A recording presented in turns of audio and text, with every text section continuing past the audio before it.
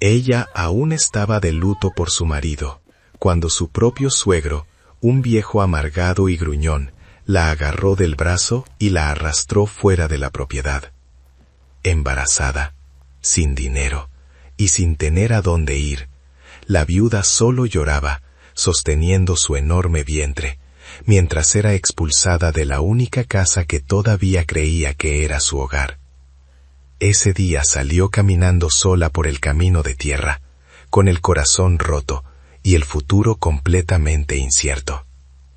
Pero lo que ese suegro nunca pudo imaginar es que años después esa misma mujer volvería, y cuando regresara, haría algo que dejaría a toda la región completamente en shock.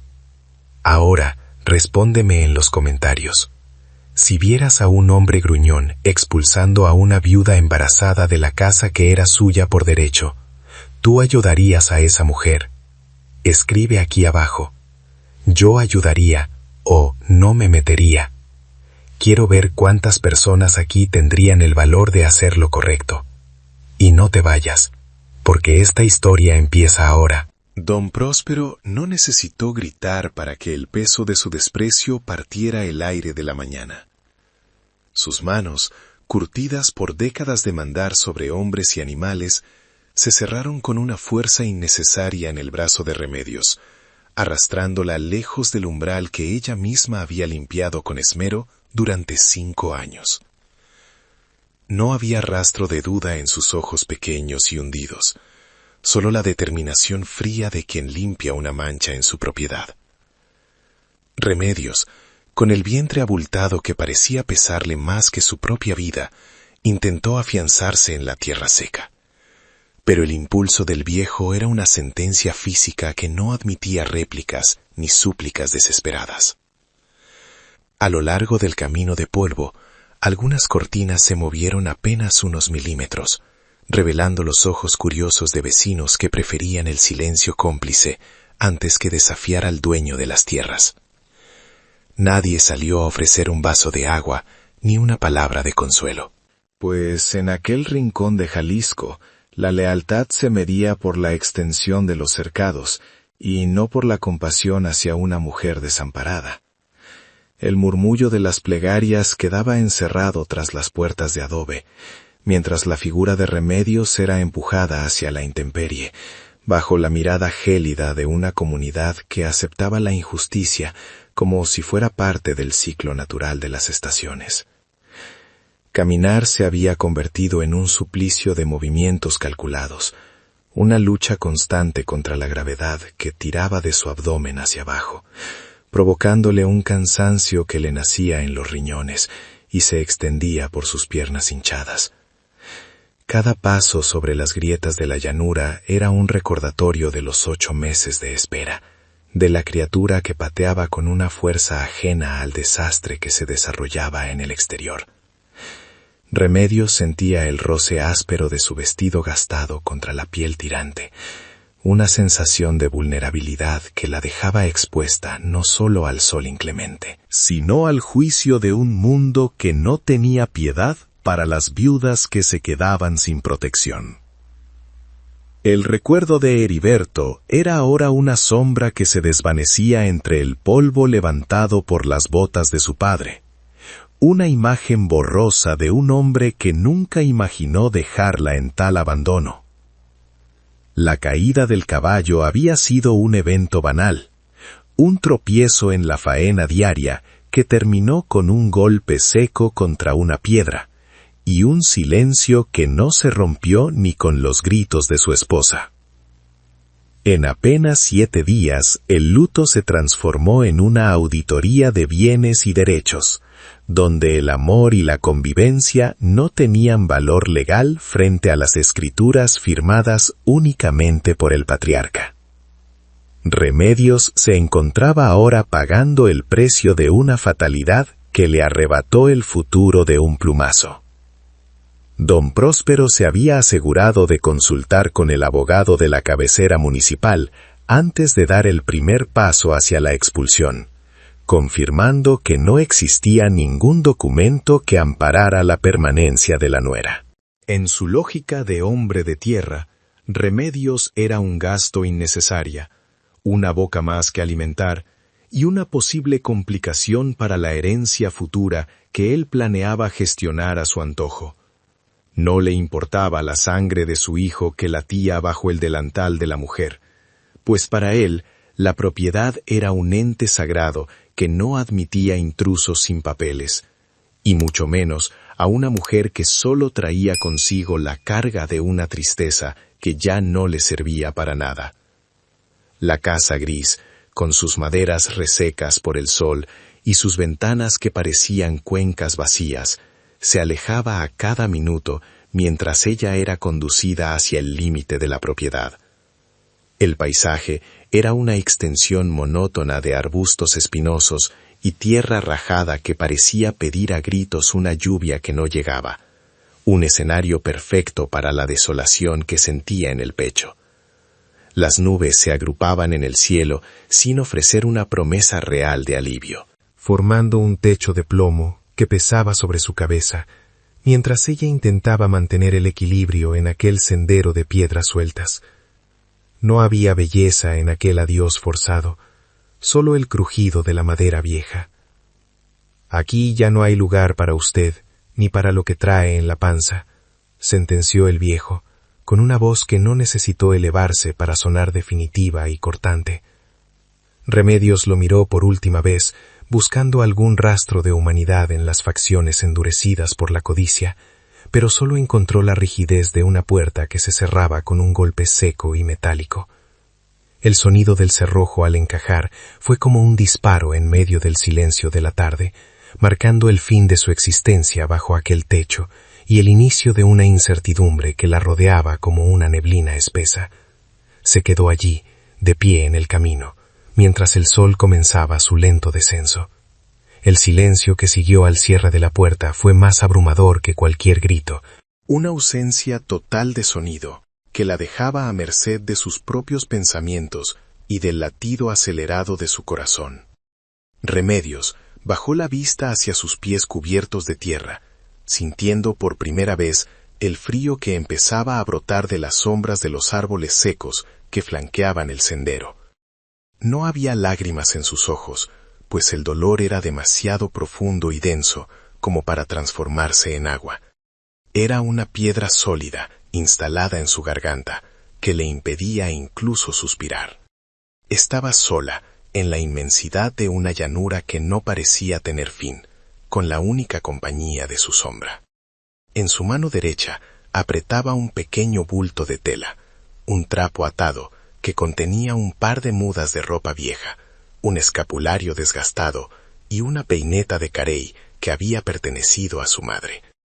Era todo lo que representaba su paso por aquella casa, una suma miserable de objetos que no alcanzaban a cubrir las necesidades básicas de lo que estaba por venir. Cada vez que el viento soplaba, el bulto parecía volverse más ligero, recordándole que no tenía nada sólido a lo que aferrarse en medio de aquel naufragio social. La tela, impregnada del olor a ceniza y jabón barato, era el último vínculo tangible con una vida que ya no le pertenecía. Sus ojos se dirigieron entonces hacia el camino viejo, una senda casi olvidada que conducía hacia los límites de la jurisdicción municipal, donde el terreno se volvía aún más inhóspito y salvaje.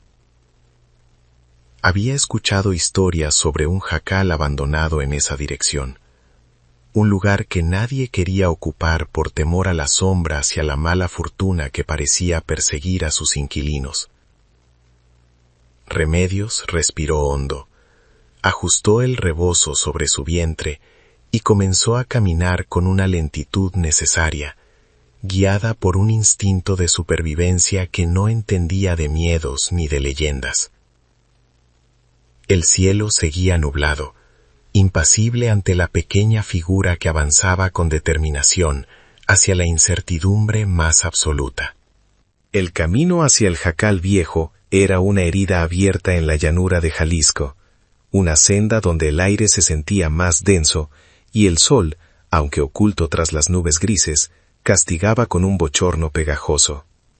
Remedios sentía que sus pulmones no daban abasto, pues cada respiración era un esfuerzo consciente por no sucumbir al cansancio que le atenazaba las corvas en medio de aquel 1943.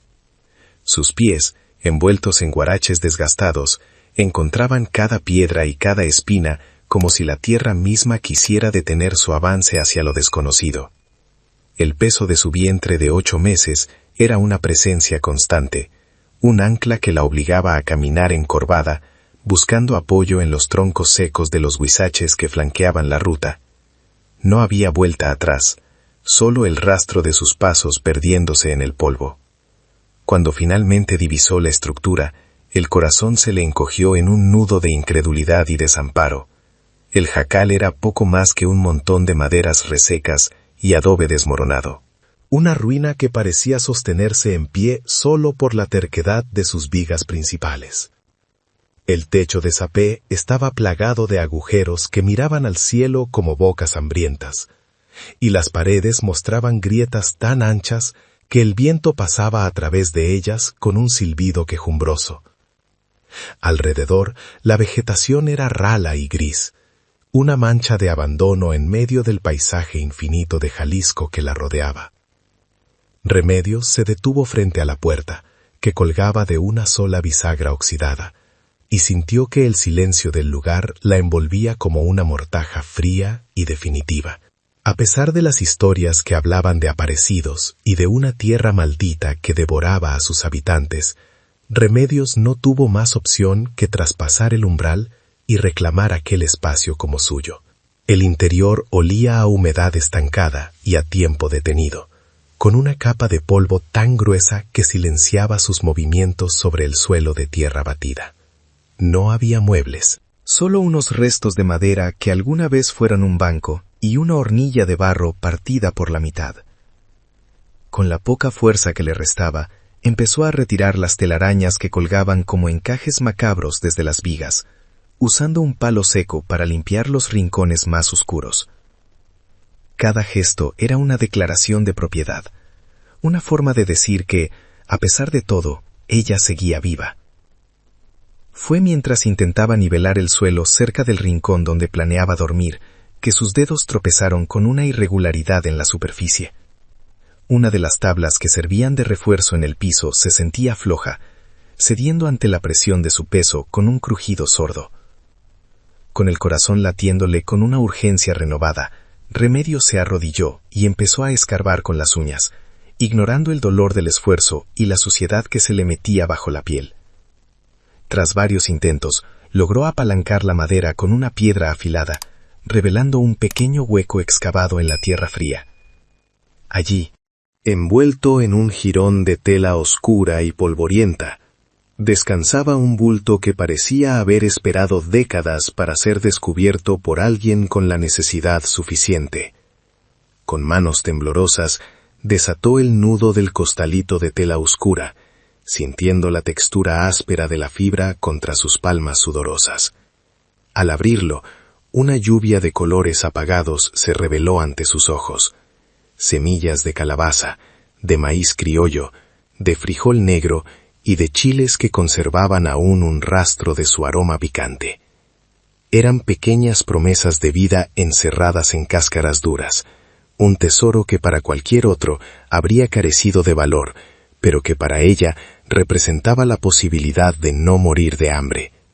Remedios acarició los granos con una devoción casi religiosa, sintiendo que el frío de la soledad se mitigaba apenas un poco al contacto con aquel legado silencioso dejado por un desconocido en un tiempo de penurias similares.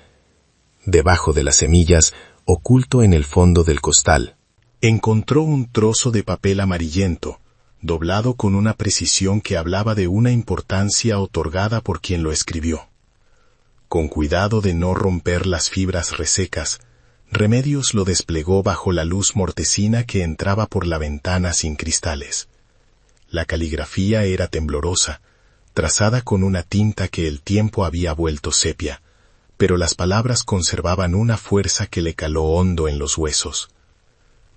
Para quien llegue con hambre de verdad y no de codicia, leyó en voz baja, sintiendo que un escalofrío le recorría la espalda. La firma, Leandro Fuentes, con fecha de 1931, era el eco de un hombre que había muerto sin saber que su mensaje salvaría a una mujer 12 años después. Las lágrimas que no habían brotado durante la expulsión de la Casa Garza encontraron finalmente su camino, surcando sus mejillas cubiertas de polvo y tierra.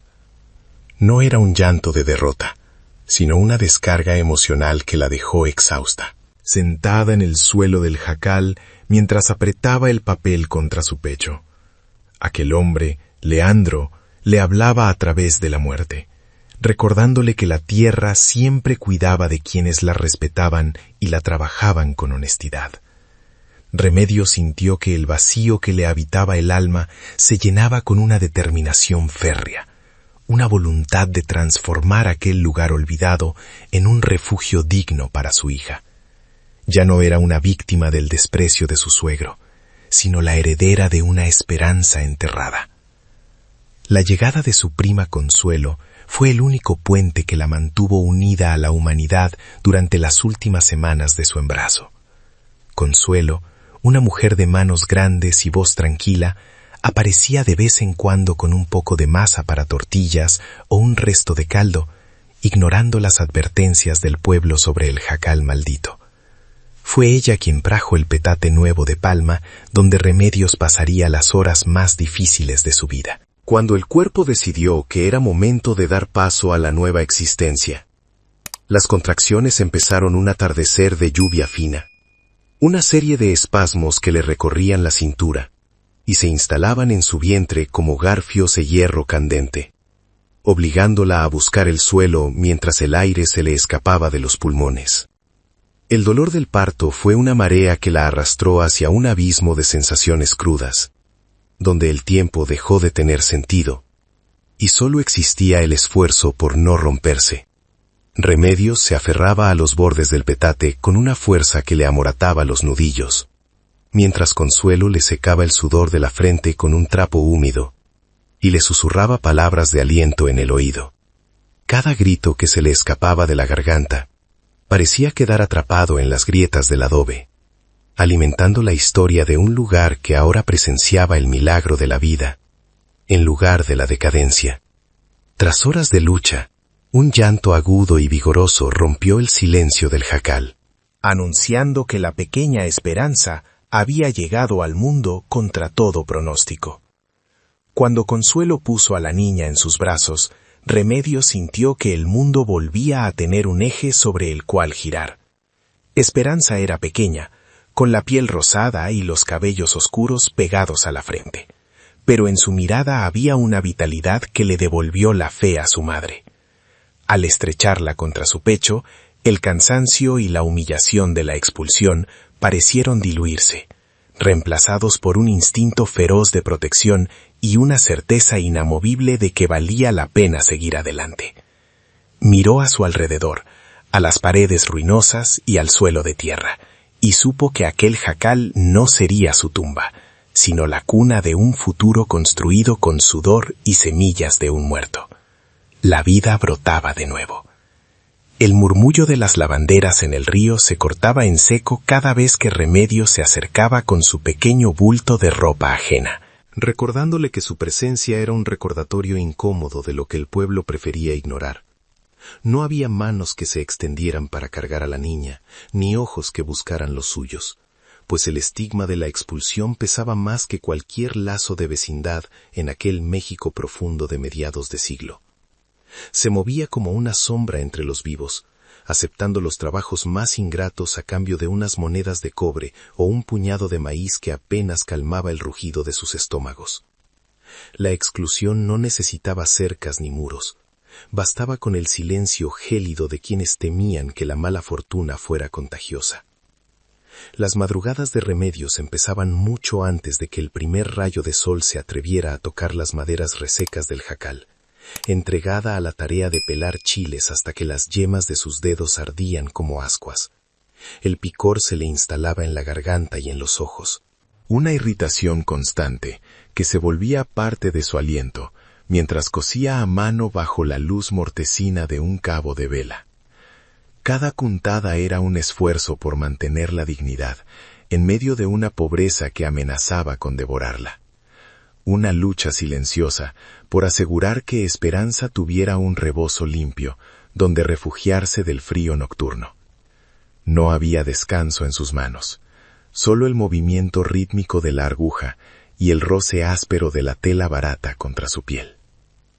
El hambre es un animal que no duerme, y que muerde con más fuerza cuando el espacio en casa de su prima Consuelo se volvió demasiado estrecho para albergar a dos familias bajo el mismo techo.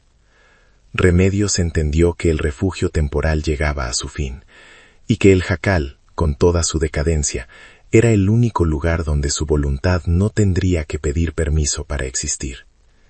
La escasez se sentía en la ligereza de su morral, y en la forma en que el maíz se agotaba antes de que terminara la semana, obligándola a buscar sustento en las raíces y en lo que la llanura ofrecía de mala gana.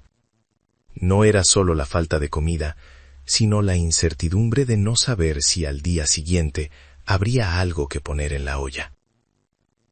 Había días en que el cuerpo le pesaba como si estuviera hecho de plomo, una debilidad que le nacía en el centro del pecho y se extendía en temblores involuntarios por sus brazos delgados.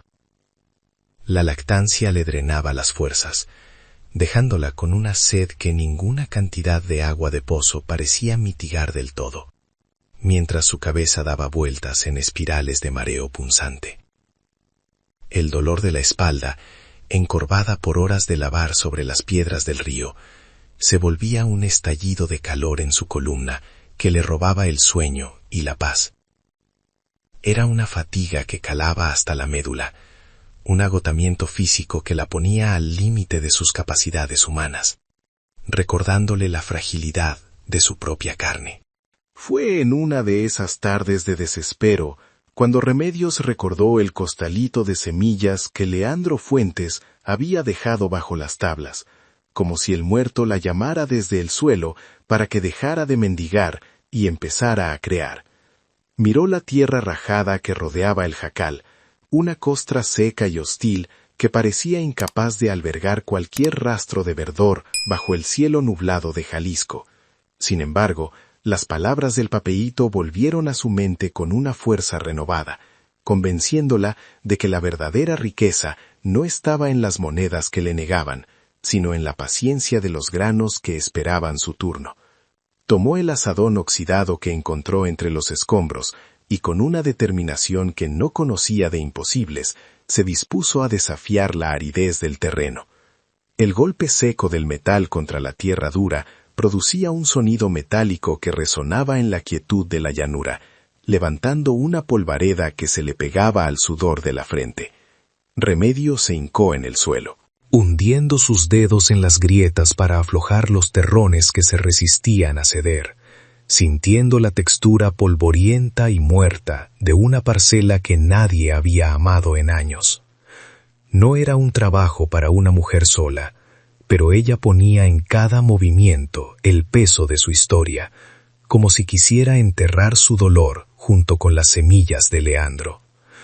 Sus manos se llenaron de llagas y de una suciedad que ya no se quitaba con agua, convirtiéndose en herramientas toscas, entregadas a la labor de despertar a la tierra de su largo letargo.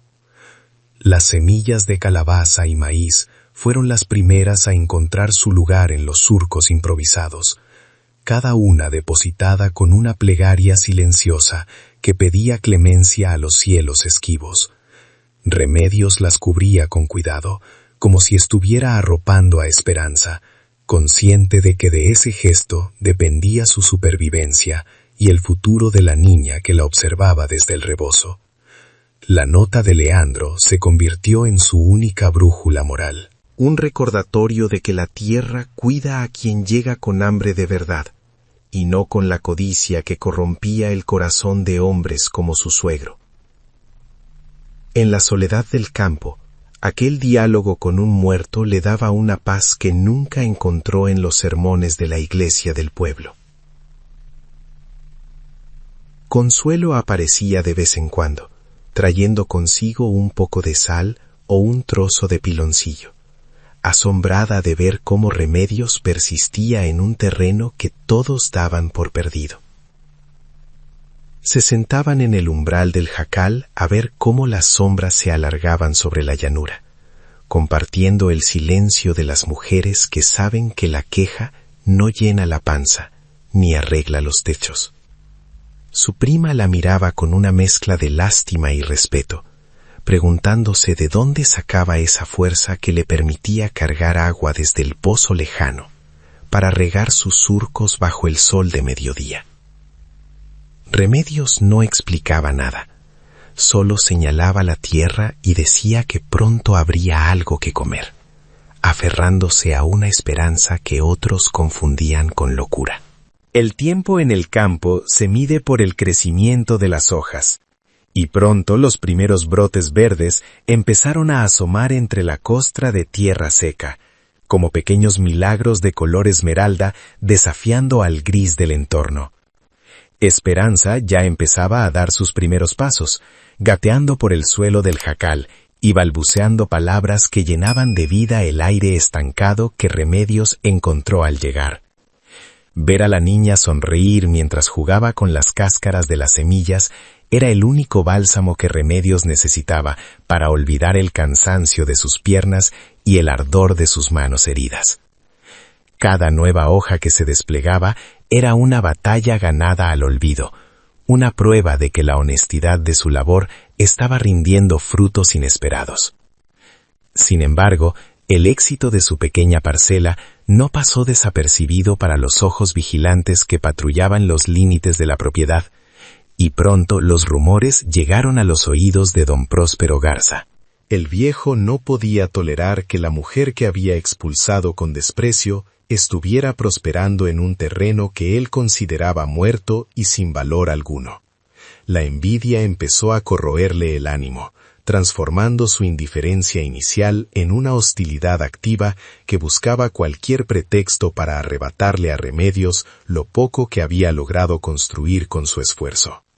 La silueta del viejo montado a caballo empezó a aparecer de nuevo en el horizonte, marcando el inicio de un conflicto que pondría a prueba la firmeza de la viuda y el derecho sobre la tierra.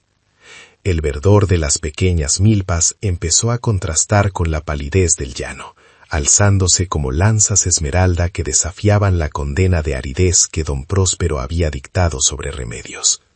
Cada mañana, al salir del jacal, ella acariciaba las hojas largas y húmedas de las matas de maíz, sintiendo que la tierra le respondía con una generosidad que los hombres le habían negado por tanto tiempo.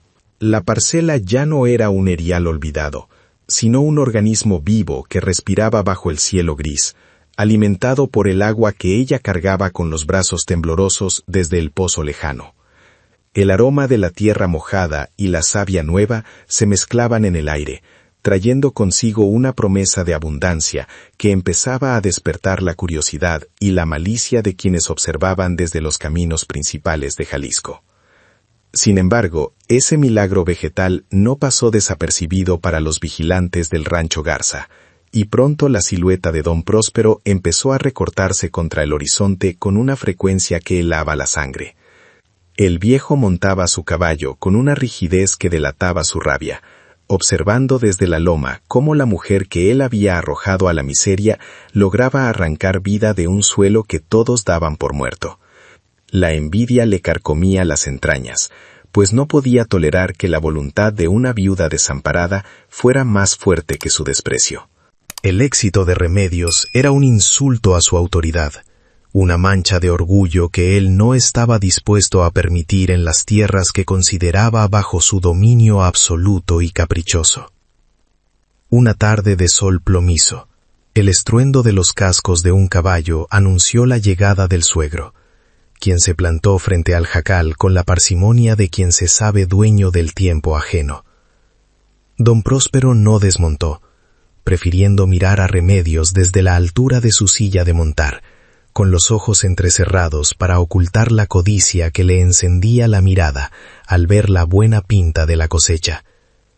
El aire se volvió pesado, cargado con el olor del sudor del animal, y el polvo levantado por la incursión, mientras la pequeña Esperanza se aferraba a las faldas de su madre. Remedios se irguió frente a él, limpiándose la tierra de las manos en su delantal, esperando el golpe verbal que sabía inevitable desde el momento en que brotó la primera semilla de Leandro Fuentes. Con una voz que arrastraba la frialdad de las piedras de río, el viejo le soltó que el terreno donde ella trabajaba era en realidad propiedad del municipio y que no tenía ningún derecho a sembrar ahí. Según él, su permanencia era una invasión que él mismo se encargaría de denunciar ante las autoridades para que limpiaran la zona de inquilinos indeseables y cosechas robadas. No había rastro de compasión por su nieta, solo el cálculo frío de un hombre que prefería ver la tierra yerma antes que en manos de quien se atrevió a prosperar sin su permiso. Remedios sintió que el suelo se le movía bajo los pies, pero mantuvo la mirada fija en el rostro endurecido del patriarca, comprendiendo que la verdadera batalla por su dignidad apenas estaba comenzando en medio de aquella llanura hostil. Aunque las manos le temblaban por el esfuerzo de contener el llanto y la rabia, Remedios no permitió que su voz se quebrara al responderle que ella solo buscaba sustento para la hija de su propio hijo. Don Próspero soltó una risa seca y amarga, tirando de las riendas del caballo para hacerlo caracolear peligrosamente cerca de los surcos recién nacidos, como una amenaza física de destrucción. El viejo le advirtió que hablaría con el alcalde para acelerar su salida, recordándole con crueldad que en ese pueblo las leyes se escribían con la pluma de los que tenían dinero y no con el sudor de las lavanderas. Remedios apretó los puños, sintiendo el calor de la injusticia quemándole el pecho, mientras veía cómo la figura del hombre que debió protegerla se alejaba envuelta en una nube de polvo rojizo. Cuando el silencio volvió a instalarse sobre el jacal, Esperanza tiró del rebozo de su madre con sus manitas sucias de tierra y le preguntó con una inocencia que dolía si aquel señor era malo.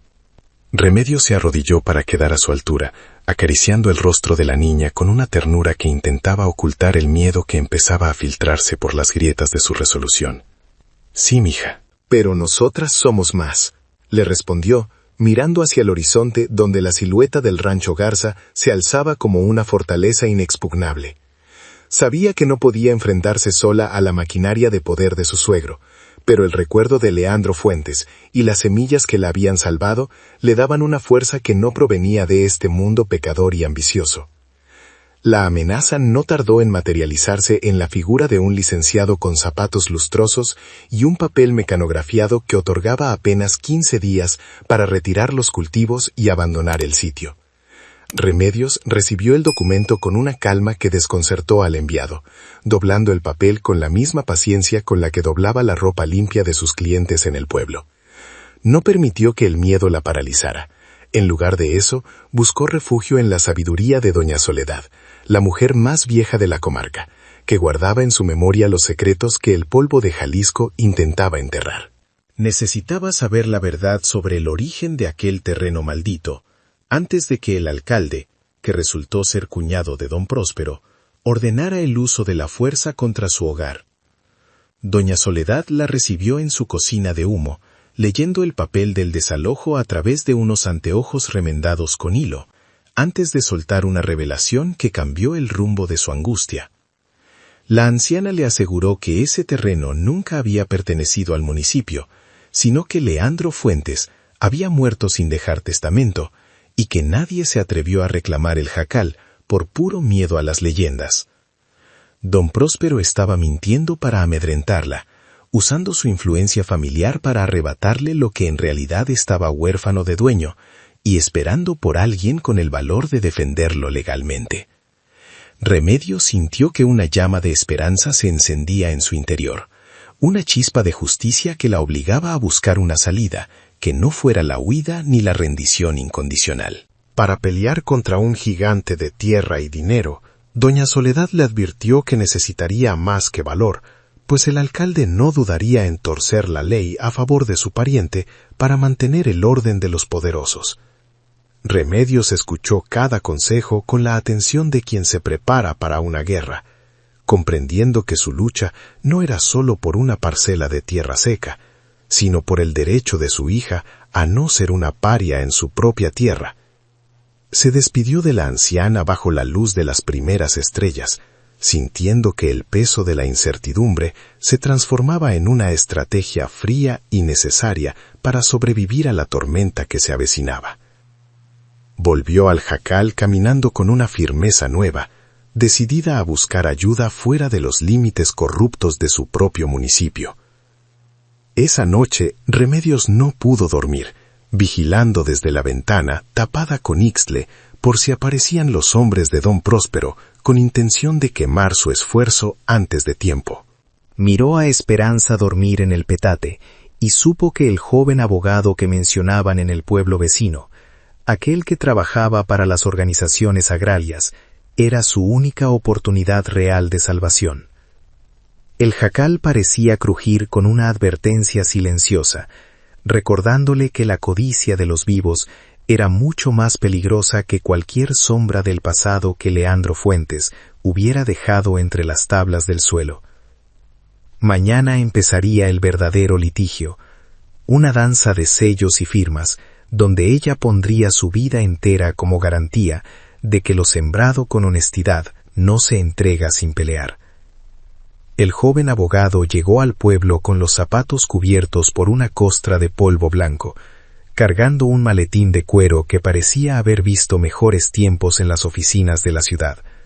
Su nombre era Julián, y traía consigo una mirada que no se dejaba intimidar por las cercas de espinas, ni por el silencio huraño de los hombres de a caballo que vigilaban las entradas.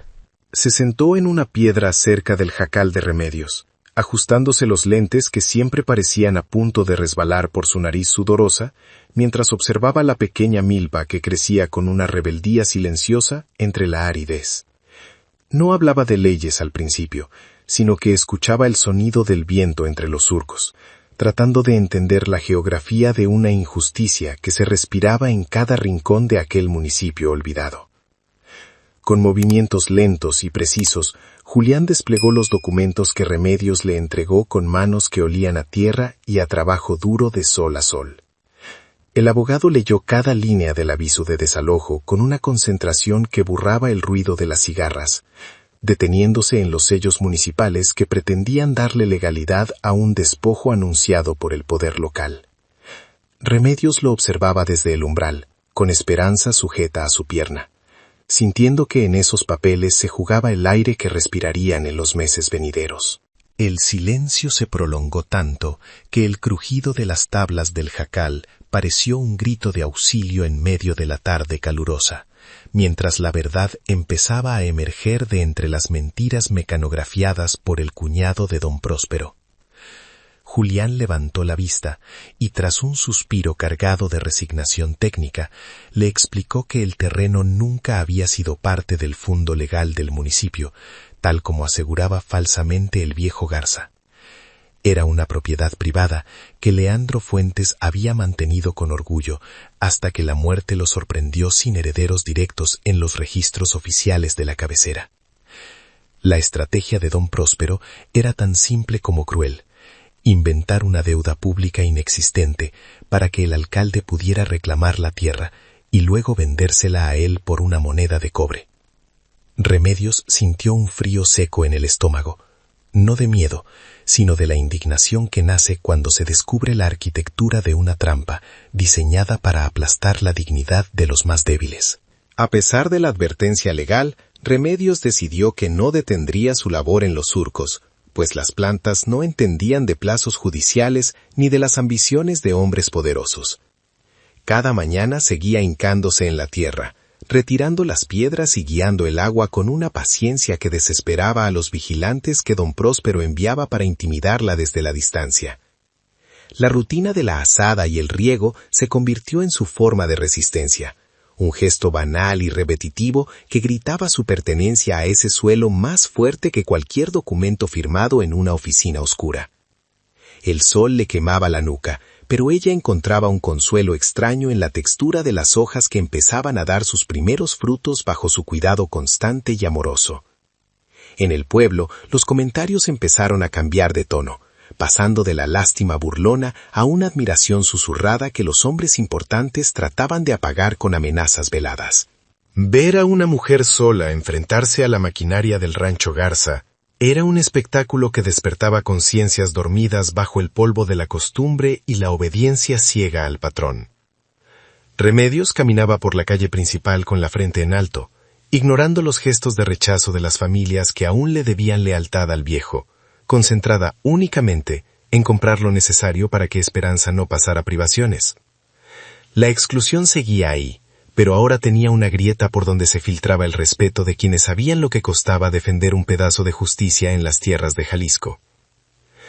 Don Próspero no se quedó de brazos cruzados y empezó a usar su influencia para cortarle a Remedios el acceso al agua de la acequia comunal, alegando que el uso de la viuda era un desperdicio innecesario.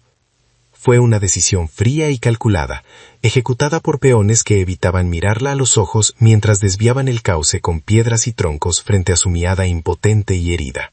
La falta de agua era una sentencia de muerte para su cosecha, un ataque directo a la vida que ella había logrado arrancar de la aridez con tanto sacrificio y esperanza guardada.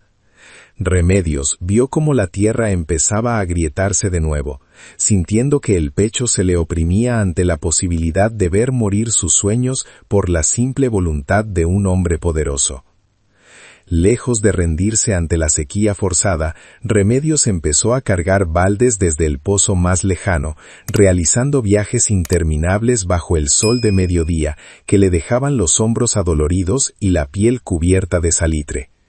Era una tarea de Sísifo, un esfuerzo que parecía insuficiente frente a la sed de sus plantas, pero ella se negaba a dejar que la codicia de su suegro ganara por puro cansancio físico. Cada gota de agua depositada en la base del maíz era una declaración de guerra contra la indiferencia de un sistema que permitía que un solo hombre decidiera sobre el destino de los elementos. Sus manos, ya callosas y endurecidas por la faena, se aferraba a las asas de metal con una fuerza que le hacía temblar los tendones del cuello.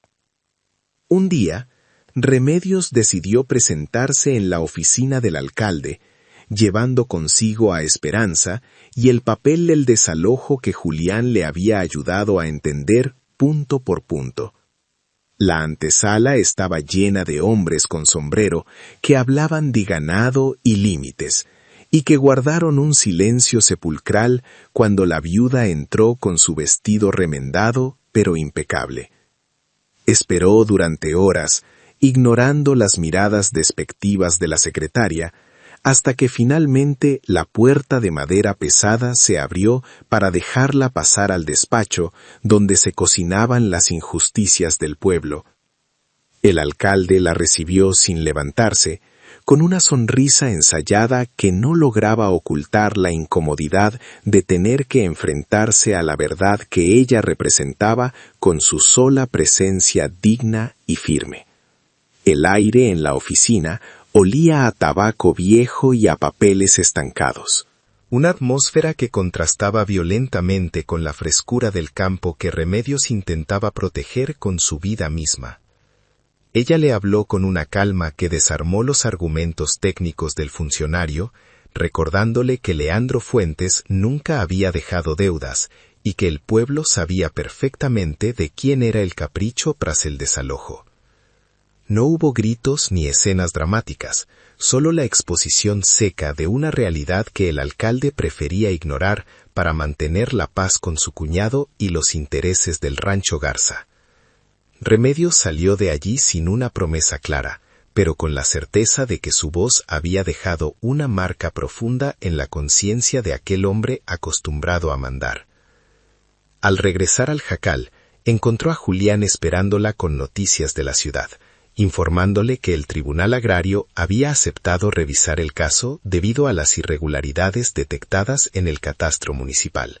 Era una luz pequeña en medio de un túnel que todavía se sentía demasiado largo y peligroso para una mujer y su hija pequeña sin protección alguna. El plazo de los 15 días seguía corriendo como un reloj de arena que amenazaba con sepultarlas, y la tensión en el ambiente se podía cortar con el filo de un cuchillo de monte. Remedios miró su milpa, que resistía heroicamente la falta de riego, y supo que los próximos días definirían si su regreso a la tierra sería una victoria o el golpe final de su expulsión. La sequía impuesta por don Próspero no solo agrietó la tierra del jacal, sino que empezó a socavar la paciencia de los pocos que aún miraban a Remedios con un resto de simpatía humana en sus ojos cansados. El sol de Jalisco se volvió un verdugo que no conocía la tregua, transformando el aire en una masa sólida de calor que vibraba sobre los restos de la milpa, donde las hojas de maíz comenzaban a curvarse como dedos que piden clemencia. Remedios sentía que el polvo se le instalaba en los pulmones, una presencia terrosa que le recordaba a cada paso que el tiempo de la naturaleza estaba siendo manipulado por la voluntad de un hombre que se creía dueño hasta de las nubes. La fatiga ya no era un estado pasajero, sino una segunda piel que la acompañaba desde el alba hasta que la luna se alzaba sobre el llano desolado. Cargar agua desde el pozo comunal se convirtió en un calvario de kilómetros que Remedios recorría con los brazos extendidos, sosteniendo los baldes de madera con una fuerza que le hacía saltar los tendones del cuello bajo el rebozo sudado.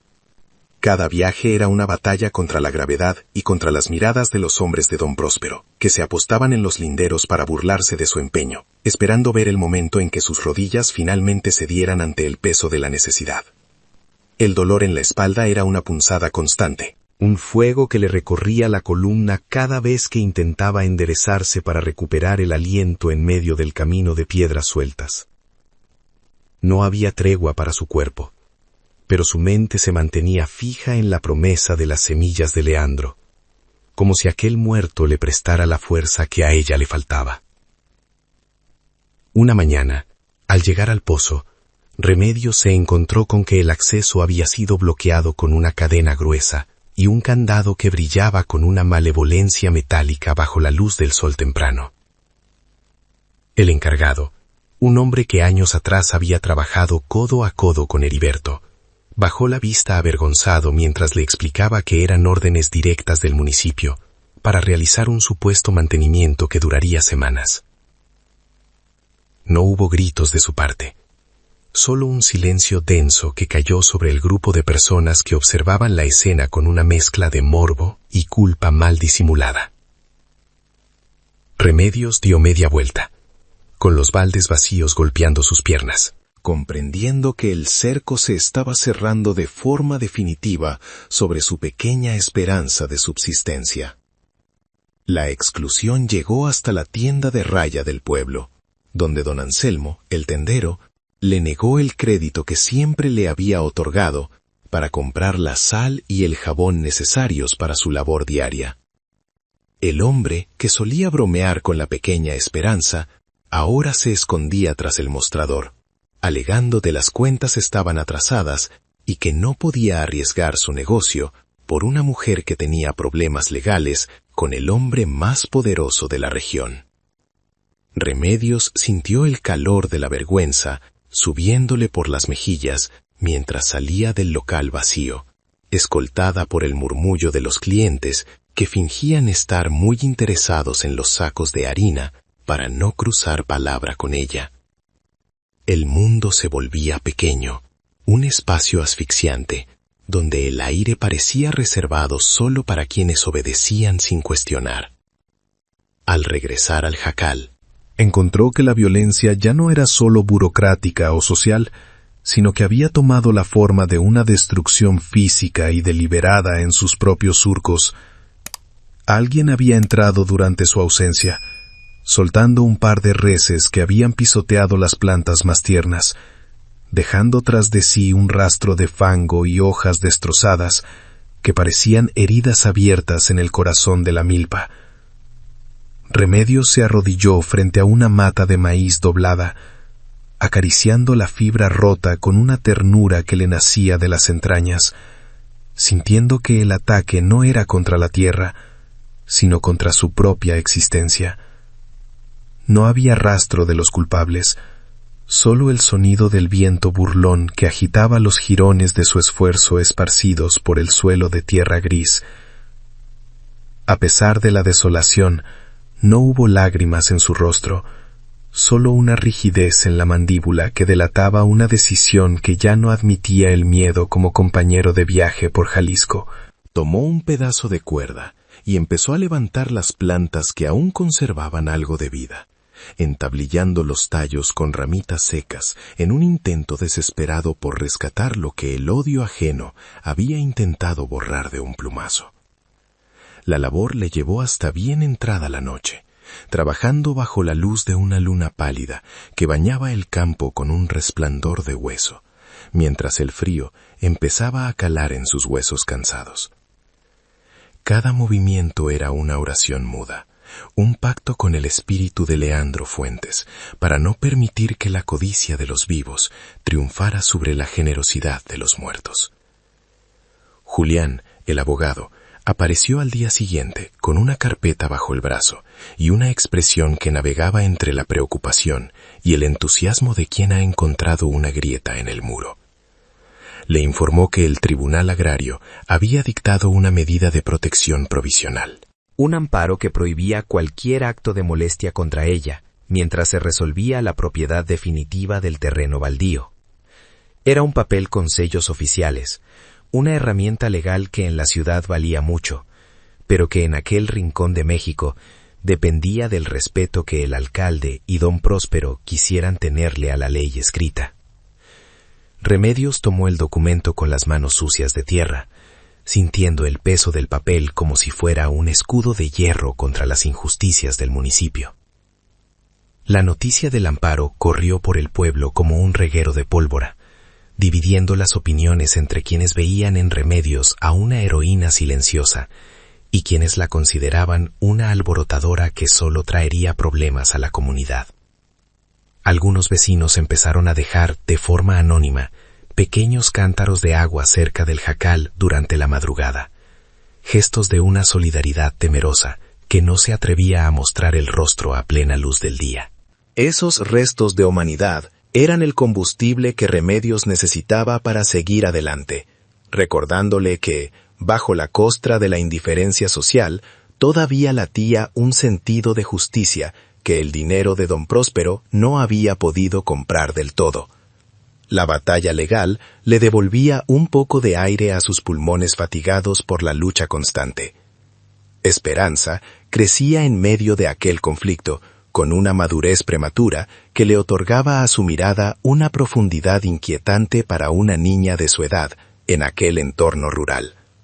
Jugaba entre los surcos recuperados, imitando los gestos de su madre al cuidar la tierra, convirtiéndose en el recordatorio viviente de por qué Remedios no podía permitirse el lujo de la rendición o el cansancio absoluto. La niña no conocía los lujos ni la seguridad de una casa con paredes sólidas, pero entendía el valor de la resistencia y el significado de las semillas que brotaban contra todo pronóstico en su hogar. En su sonrisa rala, Remedios encontraba la justificación para cada noche de vigilia y cada ampolla en sus manos, forjando un vínculo inquebrantable entre la madre y la heredera. El segmento terminó con una calma tensa, una de esas tardes donde el cielo se vuelve de un color violeta oscuro y el viento deja de soplar, como si la llanura entera estuviera conteniendo el aliento ante lo que vendría. Don Próspero no aceptaría un papel firmado por burócratas lejanos como una derrota final, y Remedios sabía que la verdadera prueba de fuego estaba por llegar a las puertas de su jacal. Miró hacia la casona gris en la distancia, donde las luces ya empezaban a encenderse, y sintió que el ciclo de la injusticia estaba a punto de chocar frontalmente con la terquedad de su dignidad recuperada. Estaba lista para defender lo suyo, no con palabras, sino con la misma firmeza con la que el maíz se aferra al suelo de Jalisco. El sol de la mañana se filtraba por las rendijas del jacal, dibujando rayas de luz dorada sobre el suelo de tierra que Remedios barría con una escoba de matorral seco. Cada movimiento era una ceremonia de orden frente al caos que don Próspero intentaba imponer sobre su vida cotidiana. Una forma de decir que, a pesar de los citatorios y las amenazas, ella seguía siendo la dueña de su propio espacio. Esperanza jugaba en un rincón con unas piedras lisas que había traído del arroyo, ajena por completo a la tormenta legal que se gestaba en las oficinas de la cabecera municipal. Remedios sentía que el tiempo se había vuelto más denso, una materia que se podía tocar y que olía a café de olla y a la humedad de los primeros riegos de la milpa. Sin embargo, la calma era solo una costra fina sobre un pozo de rencor que no dejaba de crecer en los linderos del rancho Garza, donde los hombres de don Próspero vigilaban con una insistencia que helaba el alma. Cada vez que Remedios salía a los surcos, sentía el peso de los binoculares y el brillo metálico de los fusiles que los peones cargaban al hombro, como si su simple presencia fuera un desafío imperdonable para el orden establecido. No había palabras cruzadas, solo un silencio cargado de una electricidad estática que hacía que los vellos de sus brazos se erizaran ante la posibilidad de una agresión inminente. La soledad del campo se volvía entonces una presencia física, una sombra que la seguía mientras ella se encorvaba para retirar la maleza que amenazaba sus plantas. Los primeros chiles empezaron a madurar, mostrando un color rojo intenso que destacaba entre el follaje verde oscuro, como pequeñas brasas encendidas en medio de la llanura de Jalisco. Remedios los recolectaba con un cuidado casi maternal, depositándolos en un canasto de mimbre que su prima Consuelo le había prestado para que pudiera llevar algo de mercancía al mercado del pueblo vecino. Caminar con el canasto sobre la cabeza requería un equilibrio que solo la necesidad extrema puede enseñar, manteniendo la espalda recta mientras sus pies buscaban el apoyo seguro en el polvo del camino viejo. Era su primera victoria tangible contra el hambre, un puñado de frutos que representaban la validación de todo el sudor derramado bajo el cielo indiferente de aquellos meses de lucha constante.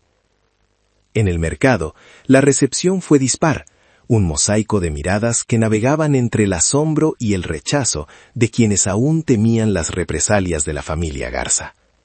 Remedios se instaló en un rincón apartado, desplegando su mercancía sobre un saco de yute limpio, esperando que la calidad de su cosecha hablara más fuerte que los chismes que la rodeaban como moscas. Un par de mujeres se acercaron, atraídas por el aroma fresco y el brillo de los chiles, pagando con monedas que ella guardaba en un nudo de su rebozo con una gratitud silenciosa y profunda. No era una fortuna, pero era dinero limpio, ganado sin pedir permiso ni agachar la cabeza ante el poder que pretendía borrarla del mapa social de la región. Al atardecer, sentada bajo la sombra rala de un huizache, Remedios le mostraba a Esperanza las semillas que guardaba para la próxima siembra, explicándole que en cada grano dormía un futuro que nadie podía arrebatarles. La niña escuchaba con los ojos muy abiertos, tocando la superficie rugosa de las semillas con una curiosidad que le devolvía a su madre la fe en que el ciclo de la vida era más fuerte que la codicia de los hombres. No había lujos en sus palabras, ni promesas de castillos de cristal. Solo la enseñanza de que la tierra siempre responde a quien la trata con respeto y paciencia infinita.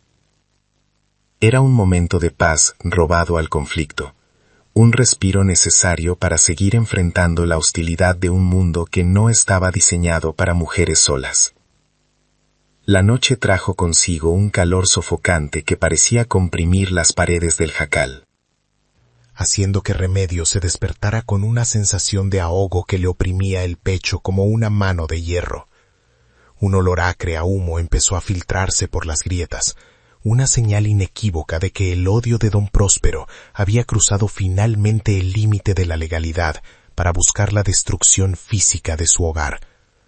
El pánico le subió por la garganta en un espasmo seco que le impedía gritar, mientras sus ojos buscaban a Esperanza en la oscuridad espesa de la habitación. Sintió un ardor punzante en la nariz y los pulmones, una urgencia biológica que la obligó a levantarse del petate con los músculos tensos y el corazón galopando contra sus costillas con una violencia desesperada. Logró salir a la intemperie cargando a la niña encontrando que uno de los bordes de la milpa estaba envuelto en llamas que lamían el aire con una voracidad silenciosa y cruel. No había vecinos que acudieran al rescate, ni campanas que doblaran para alertar del peligro. Solo el crujido de la madera quemada y el resplandor naranja que bañaba la llanura en una luz fantasmal. Remedios se quedó allí, de pie en medio de la oscuridad, viendo cómo parte de su esfuerzo se transformaba en ceniza bajo el cielo impasible de Jalisco. El silencio de la comunidad era una herida más profunda que el fuego mismo, una confirmación de que en aquella guerra ella estaba verdaderamente sola, frente a la furia de los poderosos. Al día siguiente, antes de que el sol terminara de alzarse, la figura de don Próspero apareció de nuevo en el camino, esta vez sin el pretexto de los abogados ni de los papeles oficiales del municipio. No dijo nada al principio, limitándose a observar el rastro carbonizado que manchaba la parcela, con una sonrisa que apenas se dibujaba en la comisura de sus labios, endurecidos por la victoria momentánea. El mensaje era claro: lo que el fuego no consumiera, lo haría su paciencia infinita y su capacidad para hacer que la vida en el jacal fuera un infierno cotidiano e insoportable. Era una amenaza que no necesitaba ser pronunciada para resonar con la fuerza de una sentencia de muerte social que la rodeaba como un cerco de espinas invisibles.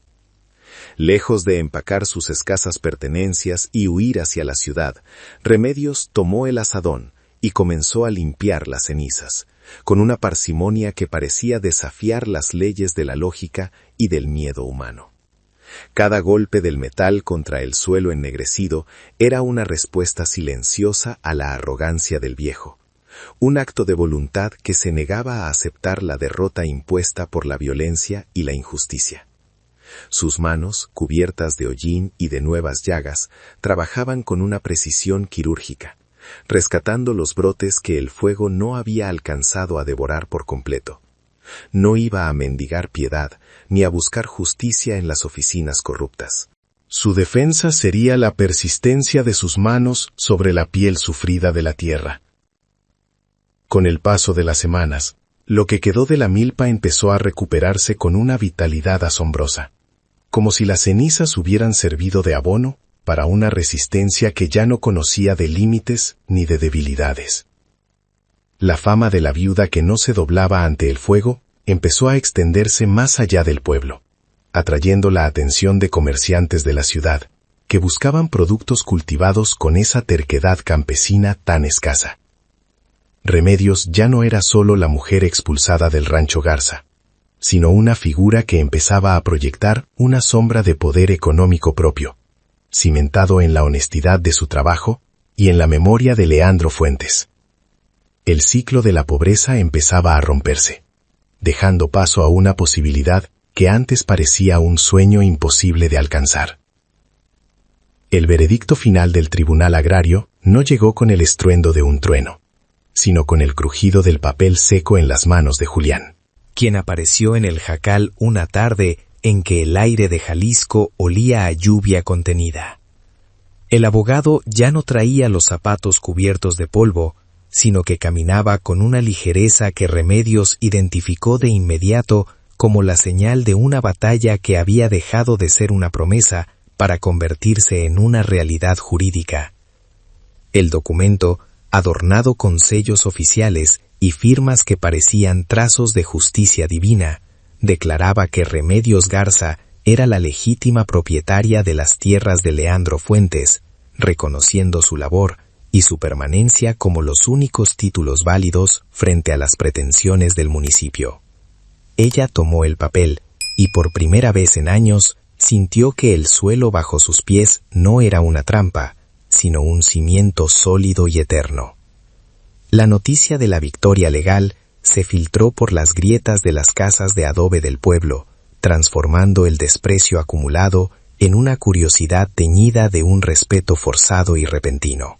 Aquellos que meses atrás cruzaban la calle para no saludar a la viuda, Ahora se detenían en la plaza para comentar, en voz baja, la valentía de la mujer que había logrado torcerle el brazo a la influencia de don Próspero. La hipocresía social empezó a mostrar su rostro más amable, con ofertas de ayuda que llegaban tarde y con disculpas que olían a conveniencia más que a arrepentimiento genuino. Remedios escuchaba todo con una cortesía distante, sabiendo que la misma gente que hoy celebraba su triunfo era la que ayer guardaba un silencio cómplice, mientras ella era empujada al camino de la miseria absoluta. Don Próspero, encerrado en la casona gris del rancho Garza, recibió el fallo como un golpe físico que le nubló la vista y le dejó un sabor amargo a hiel en la garganta. La derrota no era solo legal, sino moral, pues su autoridad ante el pueblo se había resquebrajado de forma irreversible al ser vencido por la mujer que él mismo había desechado como si fuera basura. Sus peones notaban que el viejo ya no gritaba con la misma fuerza, y que sus manos, antes firmes sobre las riendas, ahora temblaban levemente cuando intentaba firmar los cheques que cada vez eran más difíciles de cubrir. El rancho, símbolo de su poder absoluto, empezaba a mostrar signos de un descuido que nacía del cansancio de un hombre que se descubría, por primera vez, mortal y falto de aliados. En el jacal, la vida seguía su curso con una intensidad que ya no conocía el miedo al desalojo, sino el orgullo de quien sabe que cada surco es un pedazo de herencia para el futuro. Remedios pasaba las tardes enseñando a Esperanza a distinguir las semillas, transmitiéndole no solo el conocimiento de la tierra, sino la fortaleza espiritual necesaria para no doblarse ante las injusticias de los hombres. La niña crecía con la mirada clara y las manos siempre dispuestas a la labor, convirtiéndose en el reflejo de una madre que había transformado el dolor en una herramienta de construcción constante. El sonido de sus risas llenaba el aire que antes solo conocía el silencio del abandono, marcando el inicio de una nueva era, donde la dignidad era el principal cultivo de aquella parcela recuperada. El aroma del maíz maduro y de los chiles secándose al sol se convirtió en la fragancia característica del hogar de Remedios, una señal de abundancia que atraía a compradores de toda la región. Su capacidad para gestionar la pequeña finca con una eficiencia casi quirúrgica le permitió ahorrar cada moneda de cobre, guardándolas en una pequeña caja de madera que Leandro Fuentes había dejado olvidada en un rincón del jacal. Ya no se trataba solo de sobrevivir al día, sino de planificar un crecimiento que desafiara la estructura económica del pueblo, donde solo los hombres ricos tenían derecho a soñar con expansiones. Remedios miraba sus cuentas con la misma atención con la que miraba sus plantas, comprendiendo que el dinero era, en ese mundo, la única forma de asegurar que el pasado no se repitiera. A veces, al final de la jornada, Remedios sentía un calor punzante en las palmas de sus manos, una sensación física de plenitud que la obligaba a sentarse en el umbral a contemplar sus dominios bajo la luz violeta. No era el ardor de las heridas abiertas de antaño, sino el pulso vibrante de un cuerpo que había encontrado su propósito y que se negaba a dejarse vencer por el agotamiento de los años. Sentía como el aire fresco de la tarde le acariciaba el rostro, llevándose consigo los últimos restos del rencor que alguna vez le había oprimido el pecho como una piedra fría. Era un alivio que le recorría los nervios, una paz que se instalaba en sus músculos y le permitía respirar con una profundidad que nunca conoció en la casa de los Garza. Don Anselmo, el tendero que antes le negó el crédito, fue uno de los primeros en intentar recuperar su favor, ofreciéndole los mejores sacos de azúcar y las telas más finas a precios de amigos cercanos. Remedios lo miraba a los ojos con una serenidad que desarmaba al hombre, aceptando las ofertas sin mencionar nunca el desprecio pasado, pero manteniendo siempre una distancia que marcaba claramente los límites de su confianza renovada. La hipocresía de los comerciantes le servía como un recordatorio constante de que su poder actual no nacía del afecto, sino del éxito que ellos no pudieron evitar. No buscaba venganza, pero tampoco permitía que el olvido borrara la lección aprendida durante las noches de hambre y soledad en el camino viejo de Jalisco. Mientras tanto, los rumores sobre la mala administración del Rancho Garza empezaron a circular con la fuerza de un vendaval, hablando de deudas acumuladas y de tierras que se quedaban yermas por falta de inversión y cuidado. Don Próspero se negaba a escuchar consejos, hundiéndose en una testarudez que lo alejaba de sus aliados naturales y lo dejaba a merced de abogados que solo buscaban aprovecharse de su decadencia. Remedios escuchaba estas noticias con una mezcla de tristeza por el legado de Heriberto y de una fría determinación por lo que sabía que vendría en el futuro cercano. El ciclo de la injusticia estaba completando su giro, y ella se preparaba para estar presente cuando el destino finalmente pusiera cada propiedad en las manos que verdaderamente supieran amarlas. Esperanza, que ya leía con fluidez gracias a los libros que Julián le traía de la ciudad, se convirtió en la secretaria de la pequeña empresa familiar, llevando registros detallados de cada venta y cada gasto. Ver a su hija sentada a la mesa, concentrada en los números y las letras, era para Remedios la mayor de las victorias, una prueba irrefutable de que la expulsión no había logrado romper el hilo de la inteligencia y el progreso. La niña no era solo una heredera de tierras, sino de una voluntad que se negaba a ser silenciada por las convenciones de una sociedad que prefería a las mujeres en la sombra. Juntas formaban un frente inquebrantable, que empezaba a ser visto como el nuevo centro de gravedad de la economía rural del municipio. El jacal de maderas resecas fue transformado gradualmente en una casa de paredes firmes, construida con la piedra de la misma tierra que don Próspero despreció por considerarla muerta y sin valor. Remedios supervisaba cada detalle de la obra, asegurándose de que las ventanas fueran grandes para que nunca faltara la luz, y que el techo fuera sólido para que el ruido de la lluvia fuera un consuelo, y no una amenaza. Cada piedra colocada era un monumento a su resistencia, un refugio construido con el sudor de una viuda que se negó a ser una víctima, y que eligió convertirse en la arquitecta de su propio destino. El año de 1943 quedaba lejos en la memoria, pero su lección seguía viva en cada rincón de aquel nuevo hogar lleno de esperanza.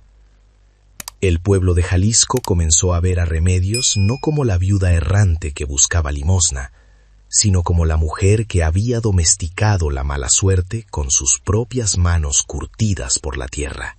Las mismas puertas que se cerraron con un golpe seco en 1943, ahora se abrían con una cortesía interesada, ofreciendo saludos que ella recibía con una inclinación de cabeza apenas perceptible y una mirada que guardaba la memoria de cada desprecio.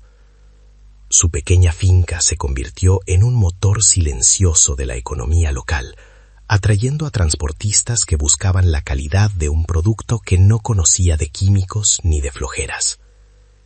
Remedios caminaba por la plaza con un paso firme que no necesitaba de joyas para imponer una autoridad nacida de la persistencia y del respeto ganado a pulso en los surcos de su propiedad. Mientras la fortuna de la viuda florecía con la parsimonia de los buenos cultivos, el imperio de don Próspero Garza empezaba a desmoronarse bajo el peso de una soberbia que ya no encontraba sustento en la realidad. Las deudas, acumuladas por años de juicios perdidos y malas decisiones ganaderas, comenzaron a asomar la cabeza como serpientes entre los matorrales secos de su rancho. El viejo se negaba a vender una sola hectárea para sanear sus cuentas, prefiriendo hundirse en la miseria antes que admitir que el mundo que él conocía estaba cambiando para siempre a su alrededor. Se le veía por las tardes sentado en su portal, con la mirada perdida en un horizonte donde las nubes ya no traían la lluvia de otros tiempos, sino el polvo de una decadencia que olía a olvido y abandono.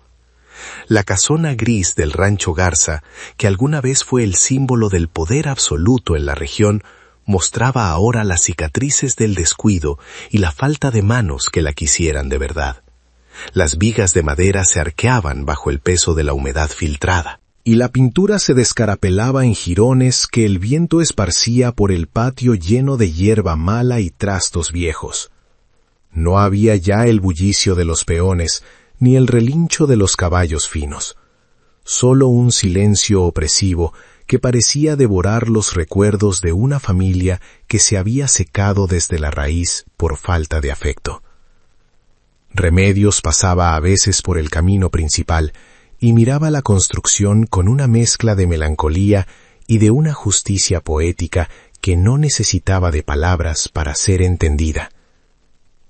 A pesar de su éxito económico, Remedios no permitió que la soberbia anidara en su corazón, manteniendo siempre la sencillez de quien sabe que la tierra es un préstamo de la vida y no una posesión eterna. Su casa seguía oliendo a maíz recién cocido y a hierbas silvestres, un refugio donde la hospitalidad no dependía del bolsillo del visitante, sino de su honestidad y trato humano. Ayudaba a otras mujeres del pueblo que se encontraban en situaciones de desamparo, ofreciéndoles empleo en sus tierras y una palabra de aliento que ella nunca recibió cuando más la necesitó. Se había convertido en una suerte de matriarca silenciosa, una figura de respeto que gobernaba su destino con una mano firme pero justa, marcada por las cicatrices de una lucha que aún no terminaba. Esperanza era ya una jovencita de mirada inteligente y manos ágiles, capaz de llevar las cuentas de la finca con una precisión que asombraba a los comerciantes más veteranos de la zona.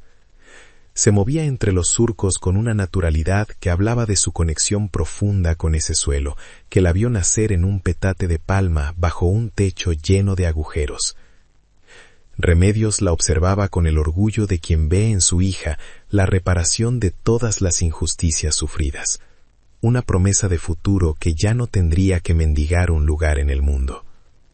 La educación de la niña era su prioridad absoluta, asegurándose de que tuviera los libros y las herramientas necesarias para no ser nunca más la víctima de un hombre con escrituras y sin alma.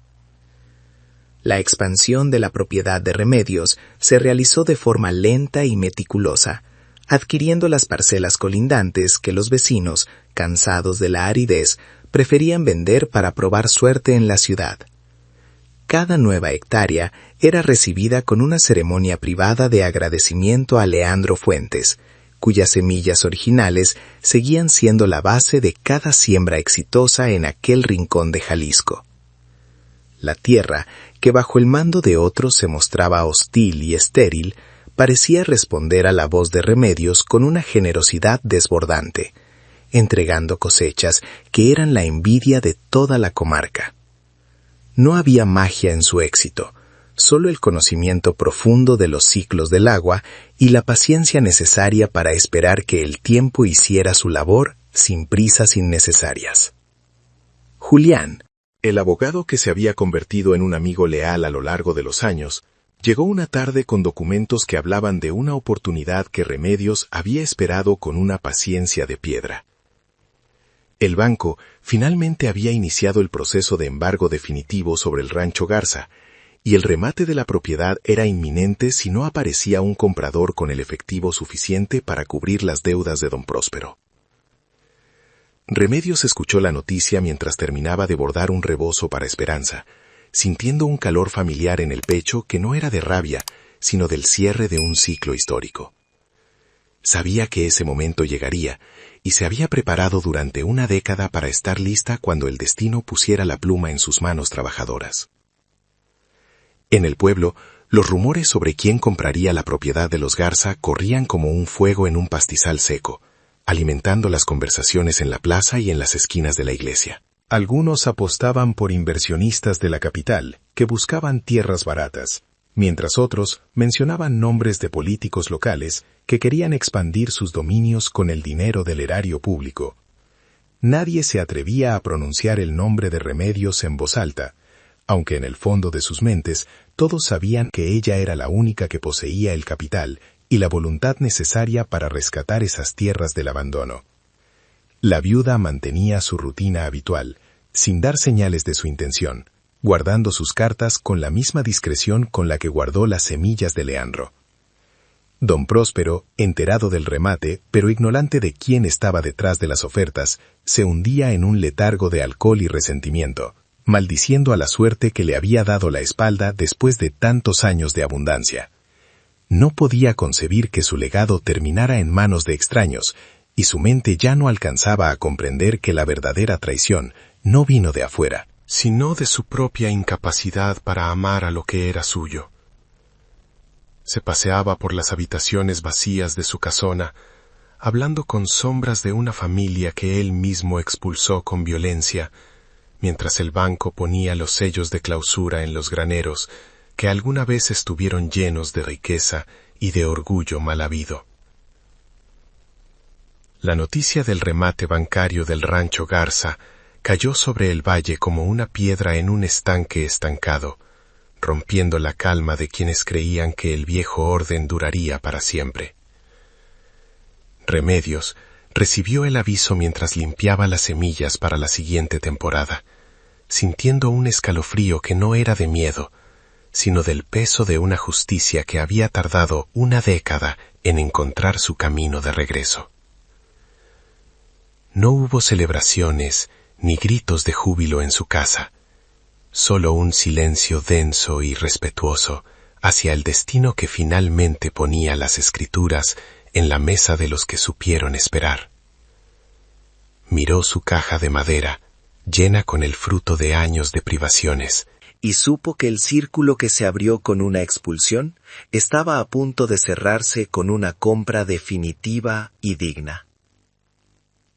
El día señalado para el remate del rancho Garza amaneció con un aire gélido que bajaba de las montañas, envolviendo la plaza principal en una bruma que parecía ocultar los pecados del pasado. Los hombres se agrupaban frente a las puertas del juzgado, con los sombreros calados hasta las cejas y el aliento formando nubes blancas en el frío de la mañana de Jalisco. Había una solemnidad pesada en el ambiente, una mezcla de morbo y respeto ante la caída de un imperio que por décadas dictó el destino de cada familia en la comarca.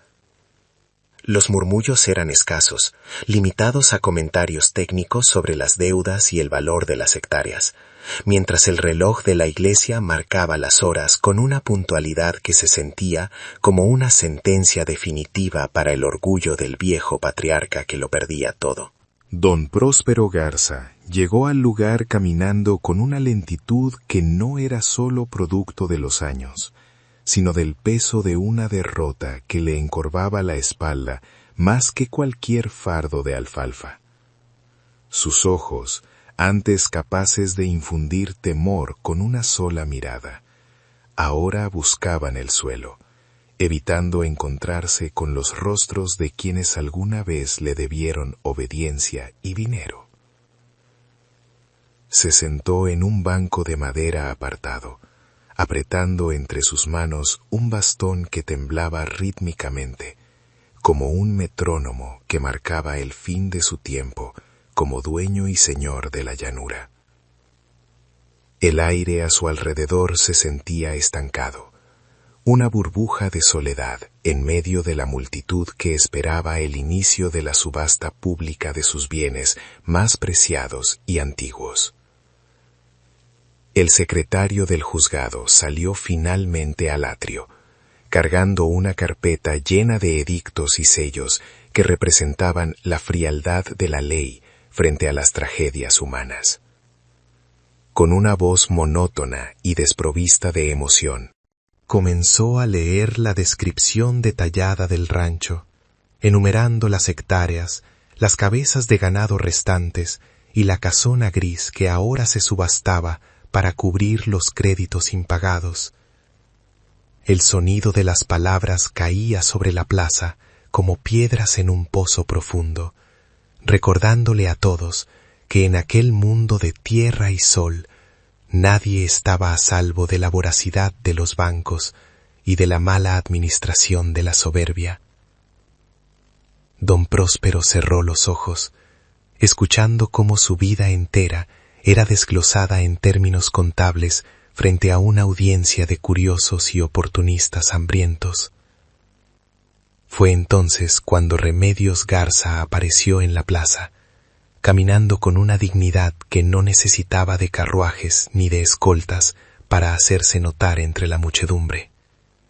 Vestía un traje sencillo de color oscuro, impecable y austero, que contrastaba con la suciedad del camino y la agitación de los hombres que se agolpaban cerca del estrado.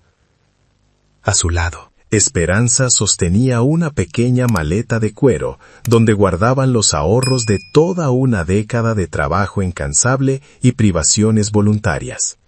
El silencio se extendió por el lugar como una marea baja, abriéndole paso a la mujer que todos recordaban como la viuda expulsada, y que ahora regresaba con la mirada fija en el papel de la justicia. No había odio en sus facciones, solo una calma mineral que desarmaba cualquier intento de burla. La subasta comenzó con ofertas tímidas de algunos hacendados vecinos, quienes buscaban ampliar sus dominios con el menor costo posible, aprovechando la desgracia del antiguo patrón. Los precios subían lentamente, en medio de murmullos y cálculos rápidos que se hacían en las esquinas, mientras el secretario buscaba una puja que realmente satisficiera las exigencias del banco acreedor. Don Próspero levantó la vista apenas lo suficiente para ver cómo sus tierras eran disputadas por hombres que él siempre consideró inferiores. Sintiendo una punzada de amargura que le recorría el pecho como un veneno antiguo. Cada incremento en la oferta era una bofetada a su memoria, un recordatorio de que su legado estaba siendo desmantelado por la codicia de quienes antes le pedían favores con el sombrero en la mano. En el momento en que la subasta parecía estancarse en una cifra que no alcanzaba a cubrir la totalidad de la deuda, Remedios dio un paso al frente y pronunció su oferta con una voz clara y firme. La cantidad que mencionaba superaba con creces las pretensiones de los demás compradores, provocando un jadeo colectivo que recorrió la plaza como un escalofrío en pleno mediodía de Jalisco. Los presentes se giraron hacia ella, tratando de comprender de dónde había sacado tal suma la mujer que antes lavaba ropa ajena por unas cuantas monedas de cobre. El secretario, sorprendido por la seguridad de la viuda, pidió que demostrara la solvencia de su puja, mientras el silencio se volvía tan denso que se podía escuchar el latido acelerado de los corazones cercanos.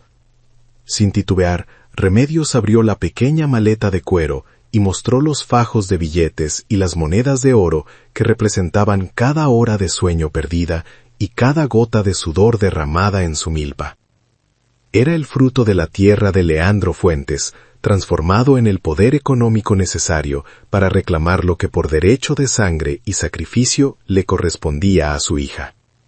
Julián, el abogado, se acercó para validar la legalidad de los fondos, presentando los registros de las ventas de sus cosechas y los ahorros certificados que daban fe de una prosperidad construida sobre la honestidad más absoluta.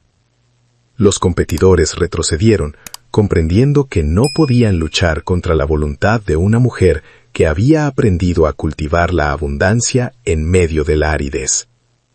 El golpe del martillo del secretario resonó en toda la plaza, marcando el final de la subasta y el inicio de una nueva era para el Rancho Garza y para toda la comarca. «Vendido a la señora Remedios Garza», sentenció el funcionario, mientras estampaba el sello final en los documentos que transferían la propiedad de la casona gris y de las hectáreas circundantes. El murmullo de la gente se transformó en un aplauso contenido. Un reconocimiento tardío a la tenacidad de quien nunca se dejó vencer por las circunstancias ni por el desprecio de los poderosos. Remedios tomó el acta con manos que no temblaban, sintiendo el peso del papel como el cierre definitivo de una herida que había permanecido abierta desde aquella mañana de 1943. Don Próspero, que había permanecido inmóvil en su banco, levantó finalmente la mirada para encontrarse con los ojos de la mujer que acababa de comprar su ruina. No encontró en ella rastro de venganza, ni de regocijo cruel. Solo la serenidad de quien ha cumplido con un deber moral que el tiempo se encargó de poner en su camino. El viejo patriarca comprendió en ese instante que su expulsión no solo fue una injusticia humana, sino el error que permitió que la fuerza de Remedios se forjara en el yunque de la necesidad. Se levantó con dificultad, apoyándose en su bastón, y comenzó a caminar hacia la salida de la plaza, dejando atrás las escrituras de un pasado que ya no le pertenecía a él, sino a la justicia. La tarde comenzó a caer sobre el pueblo, tiñendo el cielo de un color ámbar que recordaba al grano de maíz maduro que Remedios había aprendido a amar sobre todas las cosas. Ella caminó hacia la casona gris, no con la prisa de quien reclama un botín, sino con la parsimonia de quien regresa a casa después de un largo y agotador viaje por el desierto. Esperanza la seguía de cerca, observando las paredes de piedra con una curiosidad nueva, consciente de que ahora ese espacio sería el escenario de una vida digna y protegida. El ciclo de la injusticia se había completado, dejando paso a una realidad donde la tierra volvería a ser amada, por manos que sabían lo que costaba ganársela con el sudor de la frente. El regreso de Remedios a la casona gris no tuvo la estridencia de las fanfarrias ni el desfile de carruajes que el pueblo esperaba para alimentar su curiosidad. Cruzó el portón de madera con una llave pesada en la mano, sintiendo que el metal frío le hablaba de una propiedad ganada centímetro a centímetro sobre el lodo de la injusticia. Al entrar al zaguán, el eco de sus propios pasos le recordó la mañana en que fue arrastrada hacia el camino de polvo, pero esta vez no había manos ajenas oprimiendo su brazo. El aire dentro de la casa olía a encierro, y a un tiempo que se había detenido por la amargura de un hombre que nunca supo habitarla con amor. Remedios dejó que el rebozo resbalara por sus hombros. Tomando posesión del silencio, con la calma de quien sabe que ha vuelto para quedarse para siempre. Con la ayuda de Esperanza, Remedios comenzó a abrir cada una de las ventanas que daban al patio central, dejando que la luz de Jalisco barriera las sombras acumuladas en los rincones del olvido. Las cortinas de terciopelo, comidas por la polilla y el descuido, fueron retiradas con una determinación que no admitía nostalgias por un pasado que solo le trajo dolor y carencias. El polvo que se levantaba en remolinos bajo los rayos del sol no era más que el residuo de una soberbia que se había desmoronado ante la persistencia de una voluntad inquebrantable. Madre e hija trabajaron codo a codo, limpiando los pisos de baldosa roja hasta que el color volvió a brillar, reflejando el rostro de una nueva estirpe que no conocía la servidumbre ni el miedo a los señores de la tierra. En la habitación principal, Remedios encontró un viejo retrato de Heriberto, oculto tras una pila de papeles bancarios y citatorios legales que documentaban la ruina de don Próspero. Lo tomó con manos que ya no temblaban, mirando los ojos del hombre que amó, y que la dejó desamparada en medio de una llanura que parecía no tener fin ni consuelo. No sintió tristeza, sino una paz profunda al comprender que su regreso no era una afrenta a su memoria, sino la culminación del hogar que ambos soñaron construir antes de que la fatalidad los separara. Colocó el retrato en un lugar de honor, no como un recordatorio de la pérdida, sino como un testigo silencioso de que la justicia, aunque lenta, acaba por encontrar el camino de regreso a casa a través del trabajo. El jardín que alguna vez estuvo seco y lleno de maleza bajo el mando del viejo Garza, comenzó a transformarse bajo la dirección experta de Remedios, quien trajo consigo los últimos granos de las semillas de Leandro Fuentes. Sembró el maíz y los chiles en los mismos canteros que antes solo conocían el desprecio, creando un vínculo místico entre el jacal de la resistencia y la casona de la abundancia recuperada. La tierra del rancho parecía reconocer el toque de sus dedos, entregando una humedad que no se veía en años, y permitiendo que la vida brotara con una fuerza que asombraba a los peones. Era un ciclo sagrado que se completaba, donde el legado de un muerto anónimo salvaba la propiedad de una familia que estuvo a punto de perderlo todo por la codicia ciega de su patriarca. Esperanza corría por los pasillos de la casa con una libertad que Remedios nunca tuvo en su juventud, llenando con sus risas los espacios que antes estaban reservados para las órdenes secas y el silencio de la sumisión. La niña no veía en aquellas paredes el escenario de una expulsión, sino el campo de juego de una heredera que sabía perfectamente cuánto había costado cada piedra de su nuevo hogar. Remedios la observaba desde el corredor, sintiendo que el peso de su vientre de 8 meses, aquel que cargó con tanta angustia en 1943, finalmente encontraba un descanso definitivo en la seguridad de este techo sólido. La niña representaba la victoria absoluta sobre el olvido, una flor que había crecido en el pantano de la exclusión, para convertirse en la dueña legítima de su propio destino y fortuna. El trato de Remedios hacia los trabajadores del rancho fue la lección más grande de dignidad que el pueblo recibió en décadas, marcando una diferencia abismal con los tiempos oscuros de don Próspero. Pagaba salarios justos y trataba a cada hombre con un respeto que no dependía de la jerarquía ni del linaje, sino de la honestidad de la labor realizada bajo el sol inclemente de Jalisco. Las mesas del comedor, que antes solo conocían la soledad del viejo, ahora se llenaban de gente que compartía el pan y las historias de una tierra que volvía a ser productiva para todos. No había rastro de la antigua tiranía. Solo el liderazgo silencioso de una mujer que aprendió el valor de la vida en la escasez y que no estaba dispuesta a repetir los errores del desprecio social. De don Próspero se supo poco después del remate, salvo que terminó sus días en un pequeño cuarto rentado en la capital, viviendo de la caridad mínima que la ley le permitió conservar tras la liquidación de sus deudas. Remedios nunca buscó contactarlo para restregarle su triunfo, prefiriendo que el silencio fuera el velo final sobre una historia de crueldad que ya no tenía espacio en su presente luminoso y fértil. No hubo necesidad de juicios morales adicionales ni de enfrentamientos cara a cara.